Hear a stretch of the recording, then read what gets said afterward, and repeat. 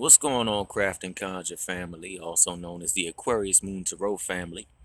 I just popped on to share a bit of gnosis, understanding, things of that nature, the knowledge download, whatever you wish to call it, about Sun, Moon, and Rising and Venus. Not so much from a point of this planet or that planet or that planet or this retrograde or that retrograde or this or that, because I'm not really that versed in astrology. I've studied the aspects that I needed to at the time for soul evolution. Like my 12th house is lit.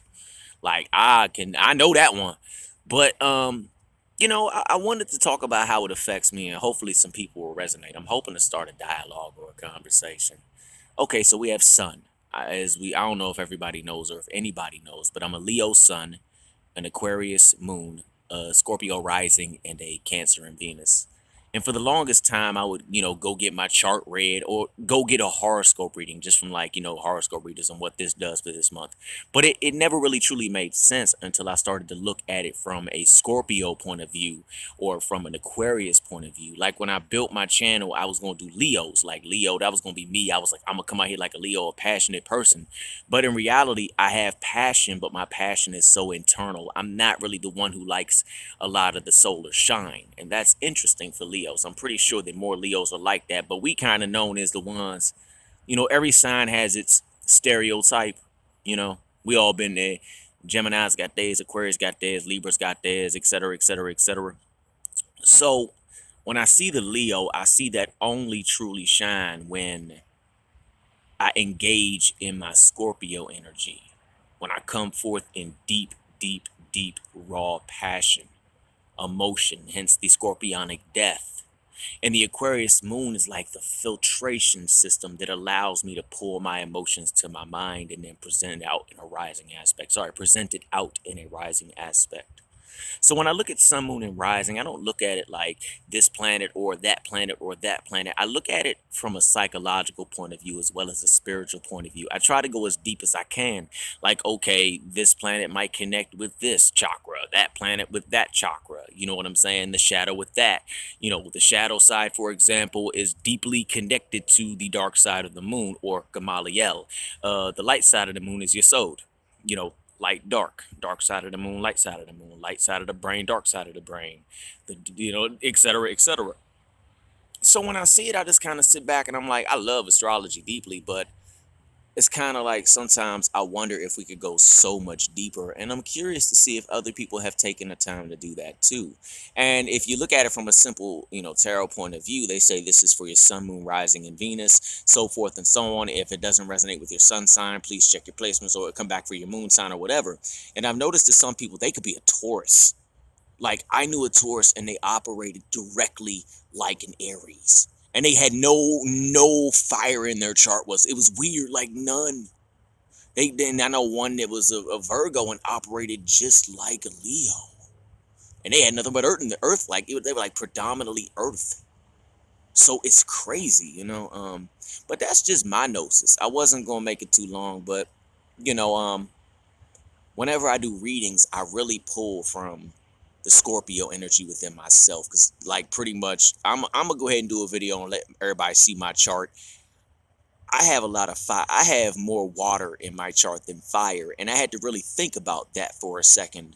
And if you think about it, let's take fire and air. Yeah, that can go out of control. You can, start a beautiful fire, or you can cause a freaking forest fire, and that's the last thing you want to do.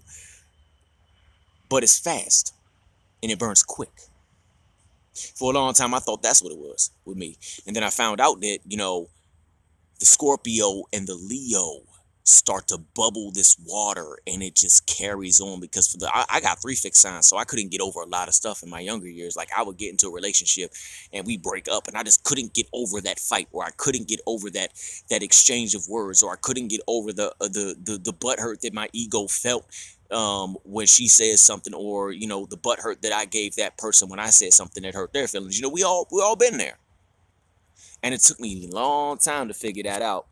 Then I started digging deeper and stuff. I think what really started my journey into the deeper understanding of myself is Raquel Spring. She has a great channel, Raquel Spring Astrology. Go check her out, but go watch her 12th house videos.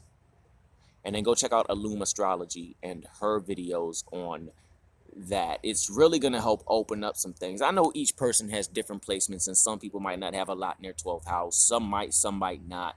But after I watched, yeah, I'm pretty sure it was Raquel Springs' video on the 12th house, it really helped me understand what some things were in my life. And if you look at it from certain placements, you can see all types of stuff. I'm no pro, but people have literally said, yeah, look into this house for the reason of depression, or look towards that house for the reason of anxiety, look towards that or that or that. And for the longest time, even when we jumped into my, like, I started operating from the Cancer, my Venus in Cancer, and I realized that every time I tried to go back to the Capricorn energy, it ended badly. I would explode. I would go into this very dark zone of like, love is a chemical reaction. And I was just like in a really, pessimistic sort of zone. It was just dark. So then I really pushed myself to start operating in my Cancer and Venus and stuff. And it's like I've seen myself heal on so many levels emotionally. A lot of physical ailments have vanished, so forth and so on. So yeah, that's just my gnosis of this. I could go on and on and on and on, and I'm not gonna bog y'all down or nothing. This is just my take on it. But this is how I flow with it. I know it might not be astrologically correct, or it might not be, per se right where it needs to be, even in like when we have certain occultists that go study a system, whether it's the Hermetic Order, the Golden Dawn, or maybe something that has to do with the Clip Oath, and then they automatically just take it, they take the system and then they butcher it. And they create a new system, and it works better than the first system. And the ones who love the first system are kind of all upset, like, you killed our system, waving fist in anger. You know how it is. Even with tarot, we seen it. Hey, you're doing it wrong. You're not supposed to read the pictures. Look, okay, you are. I don't care what anyone says. Nothing against anyone. The pictures are there for a reason. And if your abilities are to read those pictures, then so be it. I think also when it comes to that, real quick, a lot of these abilities are ancient. Yeah, some of them are, but I think a lot of these abilities people are creating. We're cultivating new abilities, in my opinion. And I think a lot of that has to do with the sun, moon, and risings and all that stuff. So that's just my take on sun, moon, and rising. If anyone was actually curious, I am a Leo sun, I am an Aquarius moon, and I am a Scorpio rising. And actually, my goddess, well, the protectress of our coven, came to me one day and said, and I'm ended out after that. And she was like, you jumping all over the board in a nutshell. And I'm like, yeah, pretty much trying to find my niche with the tarot world, because I know you're supposed to have a niche, but I wanted to try to focus on, per se, my zone of it. Like, and I am expanding. I haven't forgotten anyone, but I'm trying to expand just a little bit because I know everybody have other signs in their chart. That's why I took the poll earlier today. But she looked at me and she said, you've really been getting a lot of Aquarius readings. And I'm like, yeah. And she's like, Aquarius moon Tarot. And I'm like, what? So I did it. And here we are. And I wouldn't trade it for the world. I wouldn't trade any of y'all for the world. Nobody whatsoever. I mean, I'm pretty sure as a YouTuber, everyone gets frustrated, because of the algorithms and, just with all the stuff going on and just so much stress on everybody and just this pressure from the world and trying to just do everything, especially with these times, and trying to relay good information, but being against like this failing system, this dying off. Hence the age of Aquarius. We're moving into the knowing. I'm expecting to see a lot more science/spiritual connections in the near future. The more knowing aspect, kind of like, don't laugh, but when Thor was talking about space magic, just science and magic, and really gaining an understanding of it, because isn't magic a lot of the time manifesting your desire and your will and intent? You got to put in work, but it's magical when it comes to passion. So yeah, I'm gonna head on out of here. Hopefully this resonates with some. If so, please like, share, and subscribe, and join the crafting content Aquarius Moon Tarot family. And I'll talk to y'all later. Peace.